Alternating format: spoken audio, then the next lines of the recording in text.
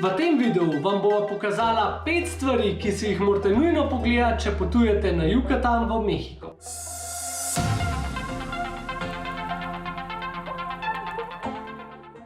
Hejho, dobrodošli nazaj na najinem kanalu, z vami sva Ponč pa Sonč oziroma Alex in Cindy, nič se ni spremenil, vse je še zmeri isto. Na serijo videov od ZDA sva dobila zelo lep odziv, zato sva se odločila, da v bistvu pripravila tudi tako mini serijo videov od najnega potovanja po Mehiki. In sicer danes vam bova predstavila top 5 stvari, ki jih morate obvezno pogledati, če se odpravljate v Mehiko, se pravi natančneje sva se odločila, da pač predelava ta polotok Yucatan. V naslednjem videu pa bova v celoti razčlenila, se pravi do potankosti, vse stroške najnega potovanja po Mehiki. Tako da dajte se naročiti na najin kanal, da ne zamudite naslednjega videa. Torej, začela bova s 5. stvarjo in bova postopoma šla do prve, najpomembnejše po najinem mnenju. Na 5. mestu mesto Campeche. Mesto Campeche leži na zahodni strani polotoka Yucatan in sicer že v Mehiškem zalivu.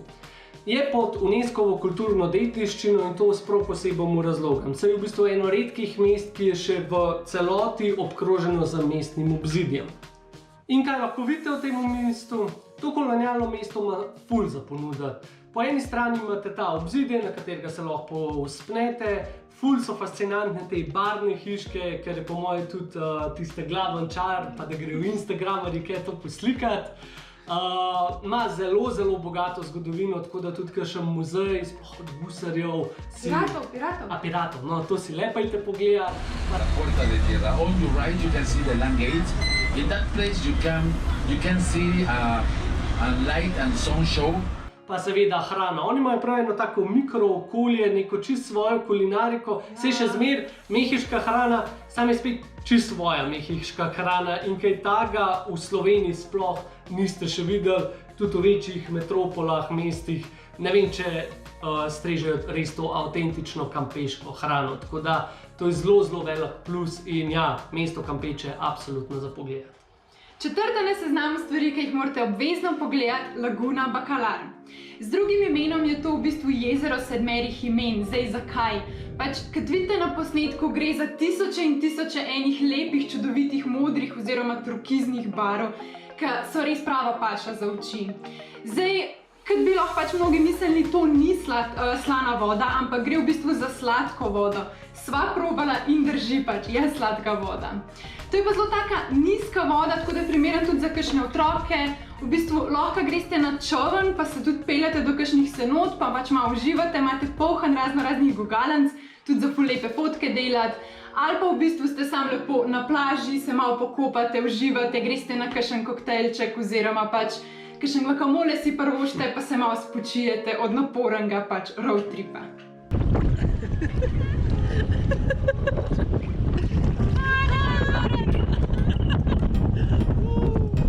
Na krožni poti po Yucatanu pa morate sigurno zaviti v kakšno senoto. Kaj pa so senote? Senote so v bistvu kraške jame, ki so napolnjene z vodo.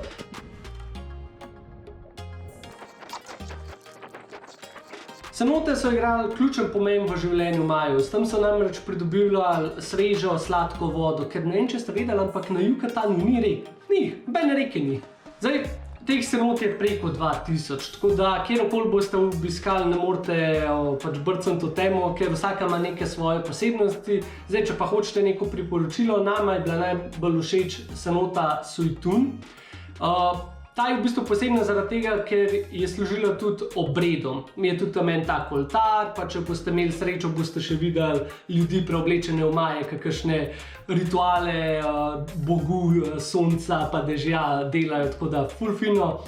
Druga, ki je pa bila nama še všeč, je pa Grand Cenote. Gre pa v bistvu za največjo cenoto, zato je tudi pač Grand Cenote na Yucatanu. Tam pa znate tako skupaj s kakšnim želvicam plavati, pa kakšne iguance tam se pasejo rade, pa tudi taka, prav za kopati, za čez dan, za malo spočiti, tudi prav super izlet. Na drugem mestu Pink Lake oziroma Rozasto jezero. Ja, to je dobesedno rozasto jezero in pač te slike, ki jih vidite, niso nič sfotoshopane, tudi midva sva bila čist presenečena. Zdaj jezera, pač več jih je, se nahajajo na severu polotoka kot Yucatan, zraven vasice Rio Lagartos, oziroma od te vasice še malo naprej. Jezera si v bistvu lahko pogledate samo z vodičem, vam pa v bistvu ta ogled zelo priporočava, ker vam tudi pač on razložil v ozadje in tudi zakaj so ta jezera taka. Roza barva teh jezer pride najlepš do izraza v sončnem vremenu, tako da dajte res probati splanirati, da se odpravite tja, ko bo res pač sonce. Če boste imeli nek oblačen vreme ali pa dež, se v bistvu ta rozasta barva teh jezer ne bo tako lepo videla oziroma ne bo prišla tako lepo izrazito do pač izraza. Zdaj pa v bistvu, če ste že tam na severu, ki pač je tako dosti daleč, se vam zelo splača pogledati oziroma se ustavite še v vasici Rio Lagartos, kjer pa se vam splača odpraviti na ekskurzijo flamingov. Rio Lagartos je poleg Celestuna pač edino mesto, kjer lahko vidite, se pravi, te flamingote prav v naravi. Zdaj, pozanimite se, v katerem delu leta so kje, ker pač enkrat so v Celestunu, enkrat so v Rio Lagartosu, tako da greste v bistvu v ta pravem času si to pogledati. Zdaj, mi v te ekskurzije ne bi jih vključila med top 5 stvari, bi jo pa sigurno dala na eno 6.-7. mesto. Je pa zelo fajn, zveste zelo veliko pač živali tudi tam in pa videla sva celo krokodile. Es el mangle rojo. No. Esto como manos. Là, c'est du crocodile. Tiene como 2 metros este. Imagine la peau de crocodile, ils font des sentiers avec. Can you touch him? Ouh, il est trop beau. Ça y est, je vois un crocodile chez moi. In zdaj, number 1, številka 1, čičenica. Itak! Čičenica pač ni zastonj 7. čudo sveta, ker res, mislim, ko pa enkrat to vidiš, je pa te... Veličastno. Ja, mislim, kar besed mi zmanjka. Ja. Skratka, čičenica, sicer tlele en tak disclaimer, vzemite vodiče. Se je drag, sicer dobro, če najdete še kakšnega za zraven, da si ta strošek porazdelite, se pa niti ne pozna toliko, ampak vzemite vodiča, da vas pelje skozi park in da vam pač razloži.